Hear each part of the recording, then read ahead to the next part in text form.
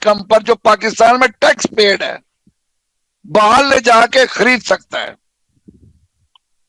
लेकिन अगर जिस पैसे से खरीदा है वो डिक्लेयर्ड नहीं है, वो बाज़ाब्ता पाकिस्तान से बाहर नहीं गई, मनी लॉन्ड्रिंग से गई है, तो फिर वो गैर कानूनी है।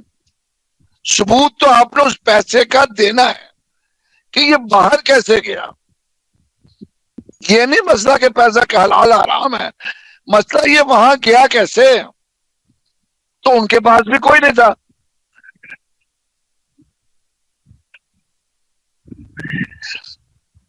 अपनों ने कटवाए हैं अपने मुफाद के लिए। जी हाँ। बात ये नहीं है आज इस मुल्क में पहले नहीं, आज पार्लियामेंट, क्या आप समझते हैं वाकई इन तरमीमों से पार्लियामेंट मजबूत हो गई और जो अदलिया है वो वाकई तकसीम हो गई?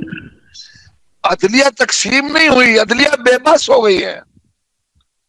अब जिन्होंने जजों के खिलाफ जो आपने बनाए हुए हैं, वहां पे 9 बंदों के अंदर 2 जज हैं, सिर्फ 3, बाकी सियासतदान है सारे जिन्होंने फैसला करना है जुडिशल कमीशन का।